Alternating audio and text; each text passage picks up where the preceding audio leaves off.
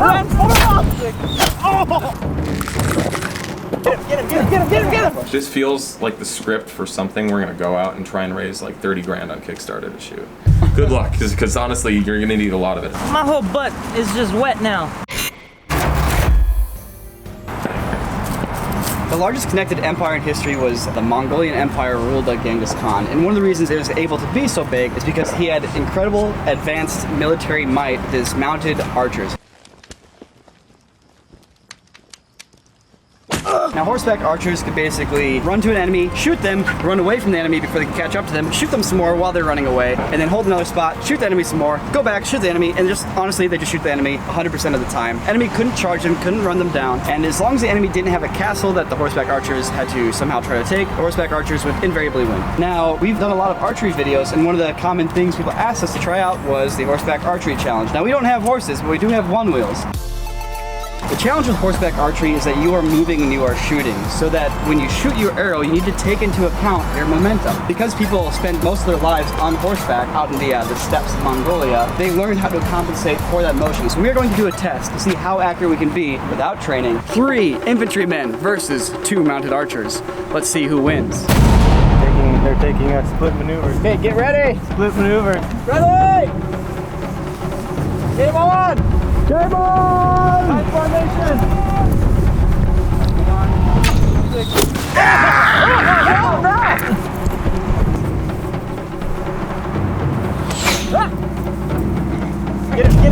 Get him!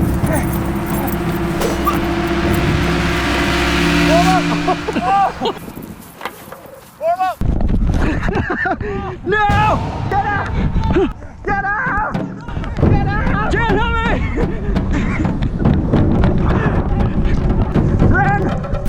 Run! Form up!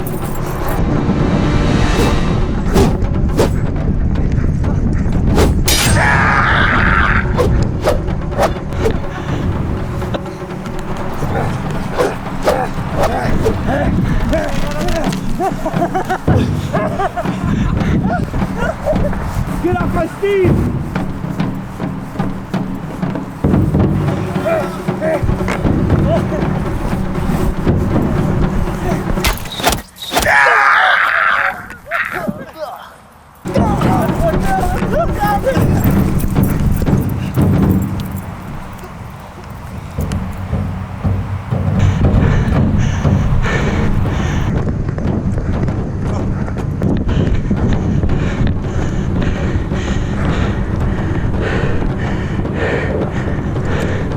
Oh no.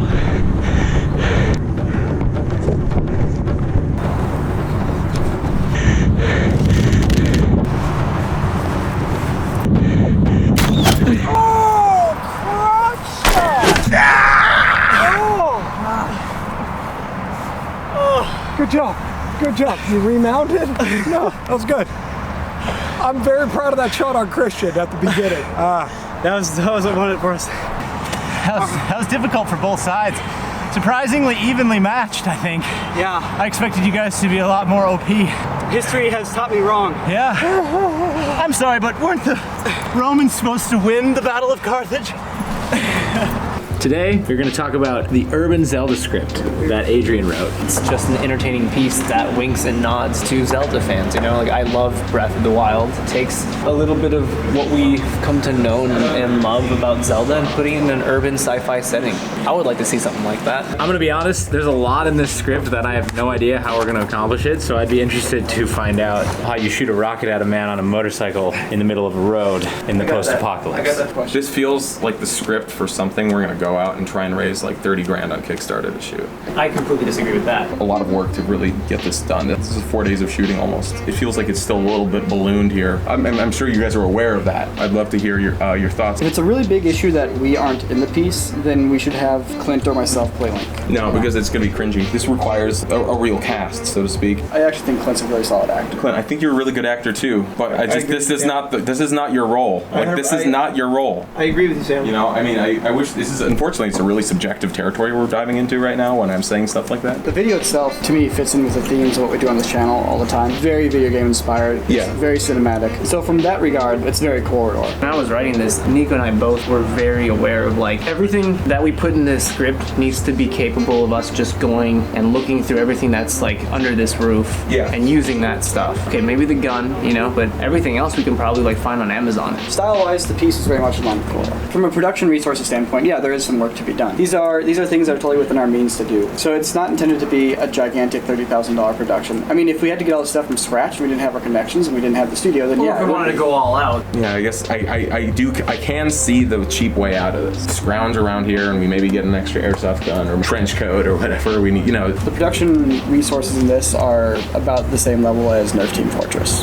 Yeah. Or even Rhapsody. Yeah, I guess so. I'm just like, I'm hitting a wall mentally because I can't shake the feeling that by going through that That's route. where I'm hoping you're kind of passing the creative onto my shoulders. Let me worry about that. And I've gone through this enough times where I know it's not going to turn out looking cheap. I learned that I should keep my distance.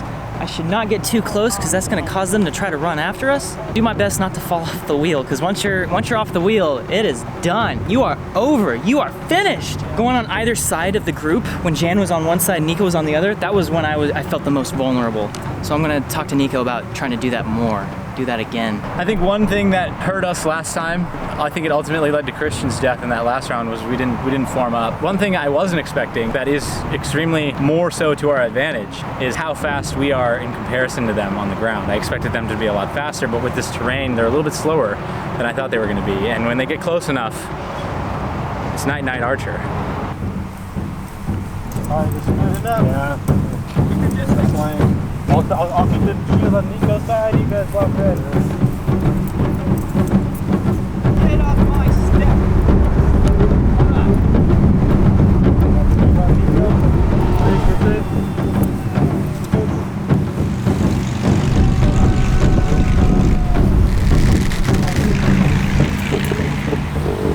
The one was coming out of me. Oh, fuck.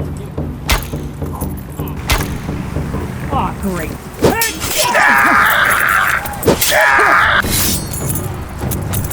Advance! Stay together, advance!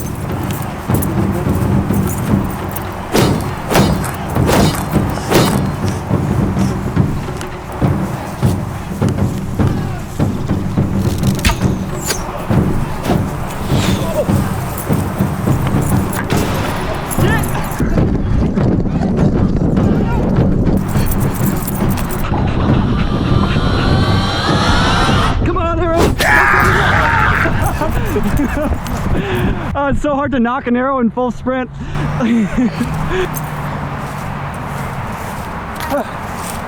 Jan wins. Berserker Jan. Who would have thought? Oh, good. Let's do 3v2 Okay. in favor of the boardsmen. So it's like really a, can this happen without me being involved? So I can like watch from the sidelines and go, oh, hey, it came together, cool. Because I see this, I'm just like, good luck. Good luck, because honestly, you're gonna need a lot of it. Let's not have a conversation about how much resources this is going to take until we actually sit down and break down the resources. Okay. If we want to keep conceptually talking about how big this is, why don't we actually go through and figure out what we're going to do as a team to make this happen? I think the concerns about the scale have been voiced. I felt the same way about the actors and stuff too, so if you guys feel strongly that this is on point with the other stuff we've done in the past, then I think it just comes down to a matter of going through the script, Adrian, like we just started, and going, okay, how do we do this? We just did that with the first two shots. Let's keep going. Let's keep going. All their concerns are definitely valid, but I think kind of going off of what Nico was saying is list problems and start trying to figure out how you can solve those problems. I think that is the first step. And then if you can't solve those problems, that's when you start to, you know, take a step back and try rewriting. Being a filmmaker, your vision will always be met with not criticism, but doubt and skepticism. That's okay, that's good. That means you have people who are thinking for you, because there are times where you as a director, you might see things in your head and you might not realize you have blinders on because you're so passionate about something. So it's good to listen to all angles, but at the end of the day, it's up to you to figure out. I definitely think it's doable, and I hope it can turn into something that's really entertaining. It's simulating accurate armor visor, field of view here. Now it's a little intimidating. 3 guys circling you. I think we just gotta rush them at when the time is right, you know, like a spider. Hey Jake, don't worry about your back, I got your back. Aggressive, aggressive, aggressive, go, go, go, go, go.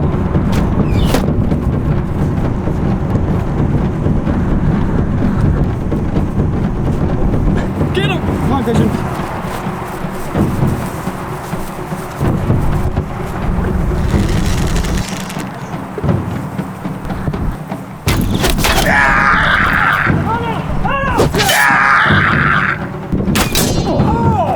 Swords!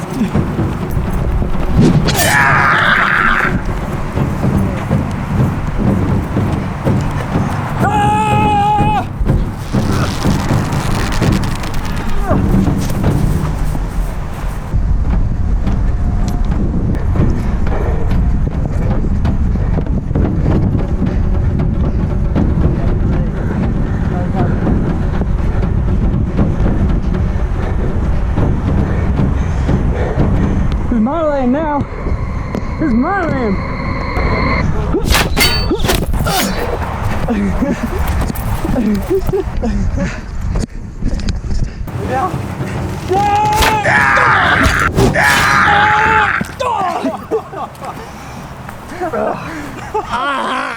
This is a free land! No one owns this land! I want that free Tibet! That grass hot? It's free now because everyone's dead. We all lost something today. Some lost Tibet, some lost just, there's no winner in war. Thanks, Jan, for joining us. I try. Watch it! Brent's getting an idea right now. Oh yes, dude, yes. If you don't subscribe now, you're gonna miss Ren breaking that really expensive 360 camera. You don't wanna miss that. So consider subscribing if you're not already. Or, as Sam likes to say, ring-a-ding-ding that bell, boys!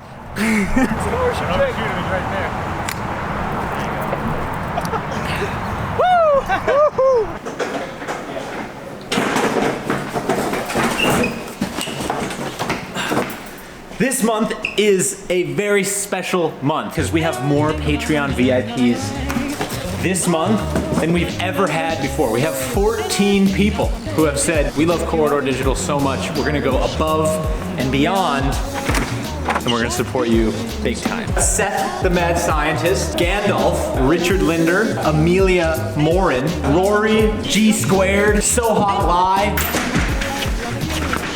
Taylor Dunbar, Colin Heaton, Mitch Plensky, you guys are back every month. Thank you so much. And of course, Glitch Cube, James Bailey, Richard Blackburn, and Brian Antonio. Every month, you go above and beyond. I can't tell you what it means to me. Actually, I can. You know that intern, Peter? That little, that bright-eyed and bushy, oh, this thing is full. Because we've had so much love and support on Patreon this year, we were able to support financially his short film, the Spider-Man one. In addition to that, a few years ago, we were able to put air conditioning in our studio because of Patreon. You know Gabe, our friendly homeboy designer who's always like smirking in the corner whenever we're making jokes? Yep, you guys helped pay for his salary. Our friend Adrian, remember when he jumped over that plastic table and broke his collarbone? We wouldn't have been able to afford that plastic table if it wasn't for Patreon. That's not true. We would have been able to afford the plastic table, but The gas to the hospital. the gas to the hospital, I don't know. Everything we do here. So once again, thank you. If you're interested in becoming a Patreon VIP, you know where to go. Go to patreon.com/corridordigital. Even just $1 helps all this. So show us your support or just subscribe to our videos. That's also really cool. Consider it.